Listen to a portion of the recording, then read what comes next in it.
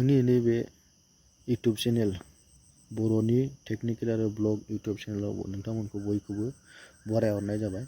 आरो नैबे इउटुब चेनेलनि गेजेरजों आं नोंथांमोननि गेजेराव मोनसे मोजां एप्स लाबोदों जाय एप्सआव जोङो 10 पास जानानै 12 पास जानानै ग्रेजुएसन जानानै सरकारि साख्रि नागिरै गभर्नमेन्ट साख्रि नागिरै जों मोनाखै। दा नैबे एप्सनि गेजेरजों जोङो माखासे सरकारनि बायदि मोजां सेलारि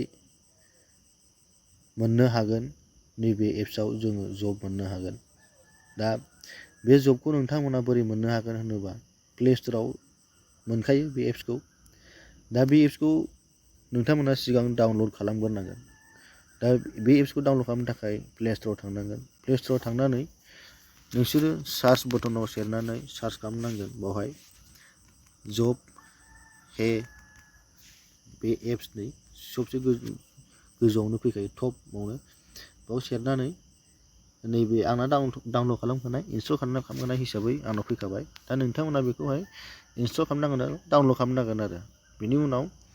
अपेनाव सेरनानै थांदो। अपेनाव सेरदो होमबा बेबायदि मोनसे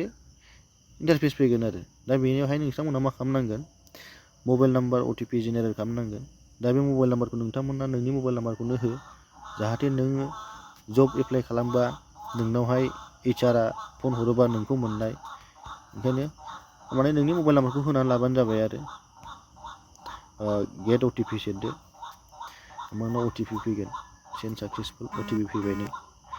होमबा बेवहाय OTP फैबाय। नों मा खालामनांगोन भेरिफाइ गावनो अट'मेटिक जाखागोन आरो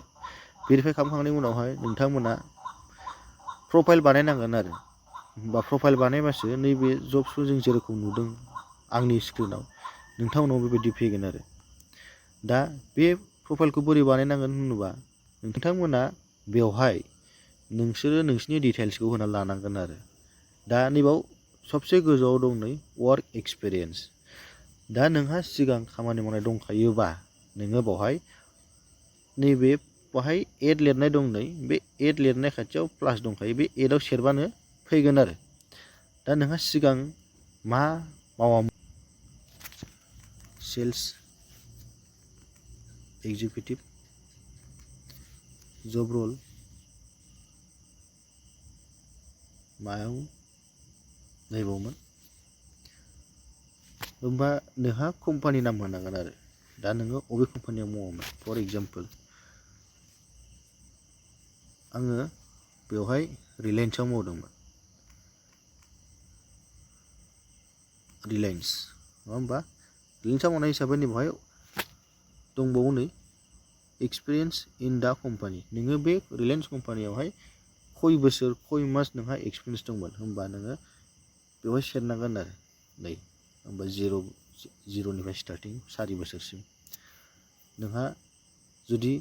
2 बोसोरबा 1 बोसोरबा मोनसेनाव मोनसे क्लिक खालामनानै लाबानो जाबाय आरो 1 बोसोरखौ होदो। ओमफ्राय नैबाव मान्थ लिरनाय दं नै मास बे मासाव सेरनानै मान्थआव लिरनानै नोंहा खय मास 1 बोसोर खय मास 1 बोसोर 1 मास 2 मास 3 मास बा नोंहा फुराफुरि 1 बोसोरबा 0 मान्थआव लिरदो बा 2 मान्थ 4 मान्थ नोंनि गोसो बायदि आरो नोंहा जेसेबां एक्सपिरियेन्स दं हिसाबै बे हिसाबै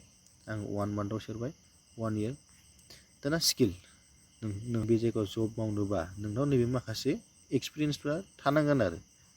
बाव लिरनाय दं नै inventory control order packing order processing packaging and sorting stock taking बेबायदिनो दं आरो बिदिनो नों गासिखौबो नायै मोनसे सेलेक्ट खालामलांबाय थादो। गैयाबा गैया दंबा दं बेबायदि आरो होमबा सेभआव फैदो लास्टआव अपसनाव जोंना स्किलाबो फैबाय नै नोङो बेवहाय बेसिक डिटेल्स होनांगोन आरो जेन'बा गावबा गावनि बेवहाय नोंहा PAN card Aadhaar card bank account driving licence दंबा ड्राइभिं लाइसेन्स गैयाबा RC नोङो जेखौ दं बेखौ नायनानै होनानै लाबानो जाबाय आरो मानो होनबा बेखौहाय नों जे पस्टआव एप्लाइ खालामदों बे हिसाबै बेवहाय रिक्वायरमेन्ट थागोन नालाय बेबायदि हिसाबै नों बेखौहाय होनानै लानांगोन आरो नायनानै होनानै लादो नोंनाव मा दं मा गैया गैयाबा दाहोसै दंनायखौ होनानै लादो। ओमफ्राय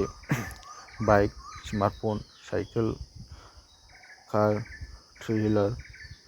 बेबायदि जे दं बेखौ होनानै सेभ खालामनानै लाबानो जाबाय आरो माखासे दंबावोनो जेन'बा नोंनि कारेन्ट लास्ट सेलारि इमेल आइडि मबाइल नाम्बार ओरैनो जों मोनसे होनानै लादो आरो एमाउन्ट हमना लानोसै आरो 15,000खौनो 15,000 होबाय इमेल आइडि होनानै लादो नों इमेल आइडि लिरनोबा फन नाम्बार एक्सट्रा होना लानांगौबा दङबा होनानै लादो गैयाबा गैया नोंहा खय बोसोर मिनिमाम 21 बोसोर लिरना दं 21 बोसोर होबानो जाबाय आरो बा नोंनि डेट अफ बार्थ हिसाबै नोंनि होबानो जाबाय ओमफ्राय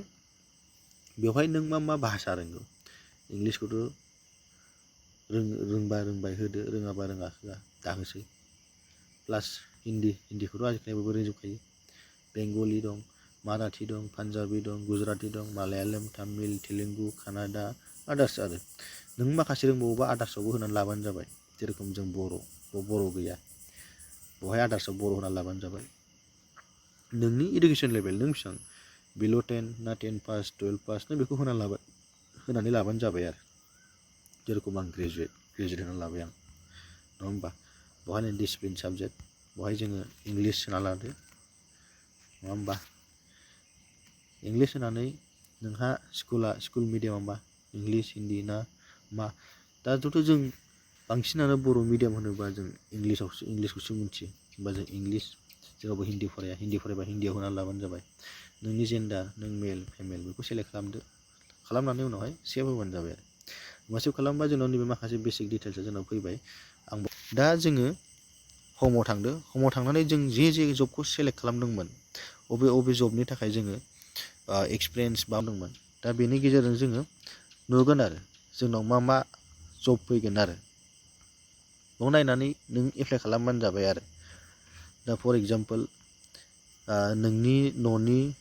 बेसेबां गोजान डिस्टेन्सआवहाय खय किल'मिटार फर एग्जाम्पल आं जे लकेसनखौ होदों बे लकेसननि 10 किल'मिटार गेजेराव खाथि खालायावहाय गासै जब दं नै 218टा जब दङ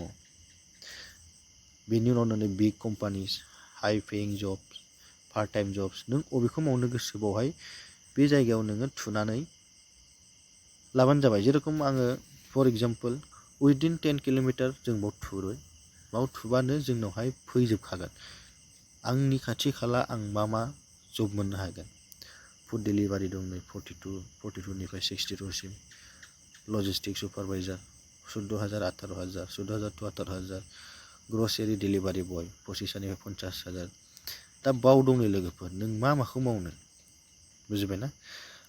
आरो जुदि नोङो बै बुस्थुखौ बेहाय नों लुबैनाय बायदि जब फैयाखैबा होमबा नोङो मा खालामनो हागोन नोङो थांनानै नैबे सबसे गोजौआवहाय जब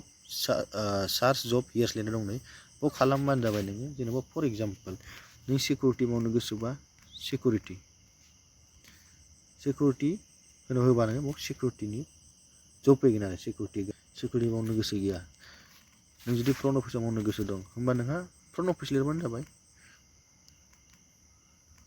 फ्रन्ट अफिस लिरबा होमबा नोंहा फ्रन्ट अफिसनि जब प्रफाइला फैगोन आरो नै फ्रन्ट डेस्क रिसेपसन 14,000निफ्राय 18,000 बेवहाय बेबायदि हिसाबै नों जेखौ सार्च खालामगोन बेनो फैगोन आरो दा बेखौ जों बोरै एप्लाइ खालामगोन होनोबा फर एग्जाम्पल नैबे जबखौ आं मोजां मोनबाय फ्रन्ट डेस्क रिसेपसननिखौ होमबा जोङो बेयाव क्लिक खालामदो क्लिक खालामनानै मा खालामनो हागोन जोङो डाइरेक्ट एप्लाइनि अपसन फैखायो नै आगदा खनायावहाय बै एप्लाइनि अपसनाव खालामनानै जोङो एप्लाइ खालामबानो जाबाय